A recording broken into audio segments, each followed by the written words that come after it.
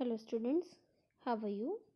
Today we are going to discuss about poem The Voice of the Rain. ठीक है, ये poem आपको कहाँ पे मिलेगी? After landscape of the soul, है ना? वो जो लेसन है, चैप्टर है, that is in Hornbill. Hornbill book में जब आप चैप्टर पढ़ लेते हैं लैंडस्केप ऑफ द सोल, इसके बाद में आपको ये वाली पोएम मिल जाएगी। ठीक है, एक्टिविटीज़ करने के बाद में सबसे लास्ट में पोएम है। ठीक है, so this poem is written by Walt Whitman. ठीक है, चलिए स्टार्ट करते हैं। And who are thou, said I to the soft falling shower which strange to tell, give me an answer as here हेयर ट्रांसलेटेड। देखिए क्या इसमें बेसिकली क्या है कि पोएट जो है वो जब बारिश हो रही है तो उसकी जो सॉफ्ट ड्रॉप्स हैं, वो जो गिर रहे हैं, शावर है, वो उससे पूछते हैं कि कौन हो तुम। तो वो जो बारिश है वो उनको आंसर करती है ना? तो इसी बात को उसने क्या आंसर किया था, क्या उसने बोला था, ये बात पोएट यहाँ पर हमको बता रहे हैं। ठीक है, सो वो कहती है, कौन कहती है? बारिश, वो जो शावर हो रही है, रेन हो रही है जो, वो कहती है I am the poem of earth said the voice of the rain. Rain की वॉइस उनसे कहती है कि मैं अर्थ की पोएम हूँ। ठीक है, eternal I rise impalpable out of the land and the bottomless sea. ठीक है, आगे वो कहती है कि मैं जो हूँ, मैं राइज होती हूँ अंदर से। कैसे राइज होती? ओके, सो यहाँ पर बारिश कह रही है कि ये अंदर से आती है, किसके? लैंड के, है ना? लैंड के अंदर से अनछुई, इम्पेपेबल मतलब कि जिसे छुआ ना हो, वो वैसी है, और ज़मीन के अंदर से निकल कर आती है। ठीक है, एंड बॉटमलेस सी, और जो अथाह बोलते हैं ना, मतलब जिसका कुछ आप पता नहीं कर सकते कितना। जैसे आप सी में अगर कोई जाता है तो पता कर सकता है कितना पानी, आप जहाँ तक देखेंगे, जहाँ तक आप नजर जाएंगे, आप क्या पाएंगे? सिर्फ पानी ही पानी पाएंगे, है ना? मतलब लिमिटलेस जो सी है ना, तो उस मैं उस सी बनी हूँ, और मैं लैंड के अंदर से बनी हूँ, है ना? वो ऐसे कह रही कि ये मतलब अर्थ से और गहरे सी से जन्म लेती है, मतलब मैं लेती हूँ, या ड्रॉप्स लेती है, रेल लेती है। Our to heaven whence vaguely formed altogether changed and yet the same. ठीक है, आगे वो कहती है कि our to heaven. Okay, so यहाँ पर वेंस का मीनिंग होगा कहाँ से, किस जगह से, और वर्गली का मतलब होगा internal infinity, sorry, internally infinity से। ठीक है, सो अवर टू हेवन, ऊपर हेवन से। मतलब वो कह रहे हैं कि ये जो अर्थ, ये जो है ऊपर स्काई की ओर चढ़ती है, वहाँ इसको कुछ और ही नया रूप मिल जाता है, और वहाँ पर ये पूरी जाके बदल जाती है ना? ऑल टुगेदर चेंज, एकदम चेंज हो जाती है, बट फिर भी, एंड येट द सेम, पर फिर भी सेम रहती है, रहती वही है, फिर भी बदल जाती है, फिर भी वही रहती है ना? फिर I descend to lave and droughts atomise dust layer of the globe. ठीक है, ये आगे कह रही है, रेन कह रही है कि ये पूरी दुनिया के जो सूखे या प्यासे जो प्लेसेस हैं, वहाँ पर छोटे छोटे जो रेत के मिट्टी की जो लेयर्स हैं, उनको नहलाने के लिए नीचे आती है। मतलब कि क्या, बारिश क्यों आती है? ताकि वो मिट्टी जो है, सूखा हुआ जो है, वो एटम्स को, मॉलिक्यूल्स को, उनको पूरा भिगाने के लिए, इस पूरी अर्थ की मिट्टी को नहलाने के लिए, भिगाने के लिए वो नीचे आती है। ठीक है, and all that in them without me were seeds only latent unborn. और ये आगे कह रही है कि मतलब जो बारिश है, बारिश उन जो मतलब जैसे जो हाँ, जो किसान होते हैं, वो नए जो बीज लगाते हैं, सीड लगाते हैं, और जब उनको बारिश मिलती है तभी तो वो मतलब प्लांट बनते हैं ना, ग्रो करते हैं आगे। तो वो बारिश ये कह रही है कि उन सीड्स को जो है, ये एक नया जीवन देती है, नई लाइफ देती है ना, उसमें हेल्प करती है। कौन? जो कि कहाँ पड़े हुए हैं वो? अर्थ के काफ़ी नीचे पड़े हुए हैं, अनबॉर्न है, अभी पैदा नहीं हुए हैं ना, उनको एक नई लाइफ बॉर्न करने में या पैदा होने में ये हेल्प करती है ना। इनके बिना वो, मतलब पानी के बिना वो बॉर्न नहीं हो सकते, बारिश के बिना। And forever day and by day and night I give back life to my own origin. ठीक है, और आगे क्या वो ये कह रही है कि ये बारिश जो है, ये इसी तरीके से कंटिन्यू दिन रात चलती रहती है ना, आती है जाती है चलती रहती है, ये बोल रही है। And make pure and beautify it, और उसको इसको मतलब इसे बहुत पवित्र कह सकते हैं ना, पवित्र और सुंदर बनाती है। ठीक है, प्योर हो गया और ब्यूटिफाइड, ठीक है, सुंदर बनाती है। ओके, एंड फॉर एवर हम यहीं पढ़ते नहीं, यहाँ ब्यूटिफाइड तक हो गया था ना। So for song issuing from its birth place after fulfilment wandering reck'd and unreck'd duly with love returns. ठीक है, तो यहाँ पर क्या है, पोएट कह रहे हैं कि जो बारिश है ना वो उन्होंने कंपेयर किया है रेन को किससे, he is comparing rain to a song, है ना, एक गीत से, एक गाने से कंपेयर करते हैं। जैसे कि वो कहते हैं कि एक जो सॉन्ग है वो किसी किसी किसी कोई तो कभी किसी सॉन्ग को बनाता है ना, जो भी हम सुनते हैं उनको कंपोज किया जाता है, बनाया जाता है। तो जब वो सॉन्ग किसी भी ह्यूमन हार्ट से निकलता है, बनता है मतलब, है ना, और फिर वो हम लोगों तक आता है, हम लोग सुनते हैं, हमको खुशी होती है, हम ईयरफोन्स लगा के सुनेंगे, बड़ा अच्छा लगेगा हम हमारे दिल को। और फिर सॉरी सॉरी और फिर हम सब क्या करेंगे, उसको अप्रिशिएट करेंगे, है ना, उसकी तारीफ होगी, सब जगह तारीफ होगी, और वो तारीफ वापस कहाँ पहुँचेगी, उसके मेकर के पास जिसने उस सॉन्ग को बनाया है। तो क्या हो गया, फाइनली वो उसके प्रोड्यूसर के पास जिसने उसे बनाया था उसके पास वो वापस पहुँच गई, है ना। सिंपल सा है, किसी ने, आपने एक पोएम लिखी, आपके मन से, आपके दिल से आवाज़, कुछ आपकी फीलिंग्स थी, उन्होंने आपको, आपने उनको राइट किया कहीं पर भी, है ना। फिर आपने वो उसको कि अपने फ्रेंड्स को, फैमिली को, सब लोगों को सुनाया, लोगों को पसंद आई, उन्होंने आपको अप्रिशिएट किया, तो वो आपकी पोएम जो थी वो तारीफ बन के आपके दिल तक वापस आ गई, है ना। तो इसी तरीके से क्या है कि जो बारिश है वो अर्थ से और सी से, है ना, उसी से बनती है वो, और क्लाउड्स के रूप में क्या है, वो ऊपर चली जाती है। ठीक है, तो बादलों क्लाउड्स के में, मतलब क्लाउड्स क्या होते हैं, एक्चुअली रेन होती है ना, पानी भरा होता है बादलों के अंदर, ड्रॉप्स होते हैं वहाँ पर। सो जो तो वो कह रहे हैं कि बादलों के रूप में वो ऊपर चढ़ती है, आसमान में जाती है ना, और फिर अपने जन्म स्थान कहाँ से, जो बॉर्न कहाँ से हुई थी, वो अर्थ से, है ना। तो अपने जन्म स्थान अर्थ पर वापस आके सबको क्या देती है, खुशी देती है ना। बारिश होती है तो खेतों को पानी मिलता है, फिर हमारी फसल होती है ना, तो हमको क्या मिलता है, फाइनली खुशी मिलती है ना। तो नीचे आ जाती है, और फिर इसको अर्थ को हमारी सुंदर और प्योर और ब्यूटीफुल और साफ बनाती है। ठीक है, तो ये उनका कहने का कुल टोटल जो था, सार था, सेंस था। ठीक है, क्या उन्होंने ये कहा, अर्थ से उन्होंने पूछा कि तुम कौन हो। तो यहाँ पर जो एक्चुअली वाटर साइकिल आपने पढ़ी होगी ना साइंस में, सबसे पहले नीचे पानी होता है, फिर वो सन की वजह से ऊपर जाता है, ऊपर जाके टाइनी रेन ड्रॉप जो है वो मिलके क्लाउड बनाते हैं। जब क्लाउड्स बड़े और बिग और फुल ऑफ वाटर हो जाते हैं तो वो नीचे आ जाते हैं बारिश के रूप में, है ना। और फिर ये पानी ऊपर जाता है, फिर ये नीचे आता है ना, ये प्रोसेस आपने वाटर साइकिल साइंस में पढ़ा होगा। तो बस इसी वाटर साइकिल को पोएट ने पोएट्री में बताया है। ठीक है, तो क्या कहते हैं वो बस इतना कह रहे हैं कि बारिश जो है वो जब वो बारिश से पूछते कौन हो, तो वो कहते हैं कि, वो कहती है कि मैं अर्थ का सॉन्ग हूँ। जैसे कि कोई सॉन्ग होता है, जिसे कोई एक बनाता है, उसके दिल से निकलता है, लोगों तक पहुँचता है, और जब लोग उसे सुनते हैं तो उसकी तारीफ जो करके वापस उस जिसने बनाया था उस तक पहुँच जाते हैं।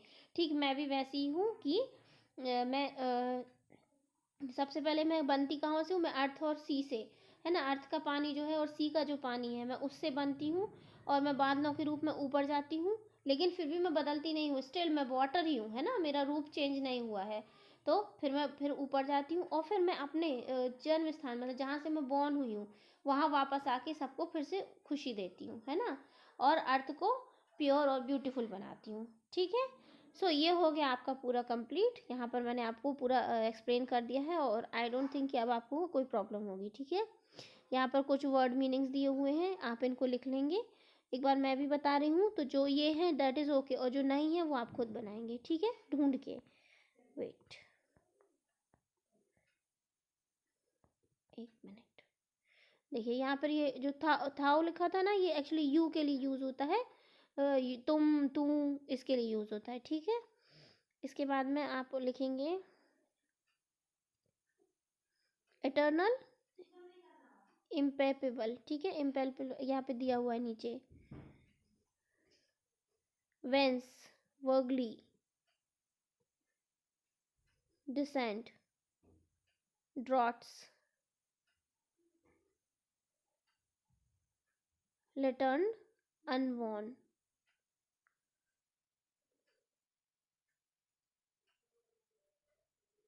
wondering, ठीक है, wrecked, ओके, ठीक है। सो ये हार्ड वर्ड्स हैं और जो नीचे दिए हुए हैं वो भी आप लिख लेंगे, ओके। पोएट का नेम, जैसे ही आप पोयम का नेम लिखेंगे वहीं पर आप पोएट का नेम लिख देंगे। कौन है वो? वाइट वॉल्ट वाइटमैन, ठीक है, वॉल्ट वाइटमैन, ठीक है। अभी हम क्वेश्चन आंसर्स देख लेते हैं, जो करने आपको ही है, मैं बस आपकी थोड़ी सी हेल्प करूँगी, है ना। सो फर्स्ट क्वेश्चन है आपका, there are two voices in the poem, who do they belong to, which lines indicate this, ठीक है। ओके, सो आपको फर्स्ट क्वेश्चन का आंसर लिखेंगे, the two voices in the poem are the voice of the rain and the voice of the poet, है ना। कौन सी दो voice आपने सुनी? एक तो रेन की, और पोएट ने जो सबसे शुरू में पूछा था वो वाली पोएट की वॉइस थी, ठीक है। सो द लाइन्स, अब आपको लाइन्स बताने की किस में आपको पता चला कि पोएट है, और कहाँ पर आपको पता चल गया कि रेन है, दो वॉइस यूज हुई है ना। सो अब हम बता सकते हैं, the lines which indicate the voice of the rain are, I am the poem of earth, है ना। ये किसने कहा था? Said the voice of the rain, है ना, रेन ने कहा था। And the lines which indicate the voice of the poet are, and who are thou, है ना, ये हु आर तू, ये वाली जो सबसे शुरू में एक लाइन थी, कौन हो तुम, said I to the soft falling shower, है ना। मैंने कहा पूछा था, जो सॉफ्ट फॉलिंग शॉवर हो रही थी, बारिश हो रही थी, उससे मैंने पूछा था, किसने? पोएट ने, ठीक है। सो ये आपका फर्स्ट क्वेश्चन हो गया। Second one is the, what does the phrase strange to tell mean, है ना। इस फ्रेज का क्या मतलब है? So the phrase strange to tell means that it was strange for the soft falling rain to reply to the poet's question, है ना। When the poet asked the rain who are you, the rain replied I am the poem of the earth, ठीक है। इसके बाद में third one है, there is a parallel drawn between rain and music, what which word indicate this, explain the similarity between two, ठीक है। So यहाँ पर the lines for the song issuing from its birth after fulfilment, wandering, recked और unrecked, duly with love returns, ठीक है। ये और इसके बाद में ड्रॉ, ये सारे जो वर्ड्स हैं कौन कौन से? For the song, issuing from its birth place, after fulfilment, wandering, recked और अनरेग्ड, और ड्यूली विथ लव रिटर्न्स, ठीक है। ये सारे जो हैं ये रेन और म्यूजिक के बीच में रिलेशन को बताते हैं, ठीक है। और जो इसके बाद में है, एक्सप्लेन करना है दोनों की सिमिलरिटी, तो ये आप खुद करेंगे, ठीक है। इसके बाद में आगे, ओके, आगे है इसके बाद में this one, how is the cycle movement of rain brought out in the poem, compare it what you have learn in science, है ना। वही जो मैं आपसे कह रही थी, वाटर साइकिल से इसको कंपेयर करना है, ठीक है। इसके बाद में नेक्स्ट है, list the pairs of opposite found in the poem, आपने कौन कौन से अपोजिट्स पोएम में पढ़े, वो आपको लिखने हैं, ठीक है। तो आप इसमें लिख सकते हैं कि, नहीं, हमारा एक क्वेश्चन छूट गया, why are the last two lines put within brackets, आखिरी की दो लाइन जो थी वो ब्रैकेट में क्यों रखी गई थी, ठीक है। देखिए हम देखते हैं, ये वाला देखा आपने, नोटिस किया था, यहाँ पर ब्रैकेट लगा हुआ है ना, ठीक है। तो पूछ रहा है क्यों लगा है। So the last two line are put within the bracket because they are the observation made by the poet and his thoughts, ठीक है। ये पोएट के थॉट्स हैं, पोएट की ऑब्जर्वेशन है, इसलिए। He made a similarity between the rain and the music, rain और music की उसने सिमिलैरिटी बिठाई है, रेन तो खुद आके बोली नहीं थी उसको, है ना। सो इसीलिए किसी का थॉट है तो उन्होंने यहाँ पर पोएम में ब्रैकेट में डाल दिया उसे, ठीक है। इसके बाद में हमारा नेक्स्ट क्वेश्चन था ऑपोजिट्स वाला, ठीक है, 6 नंबर। सो ऑपोजिट्स में आप लिख सकते हैं डे एंड नाइट, रेक्ट अनरेक्ट और राइज डिसेंट, ठीक है। इसके बाद में कुछ एक्सप्रेशन पैटर्न्स हैं, sorry, notice the following sentence का पैटर्न देखेंगे हम,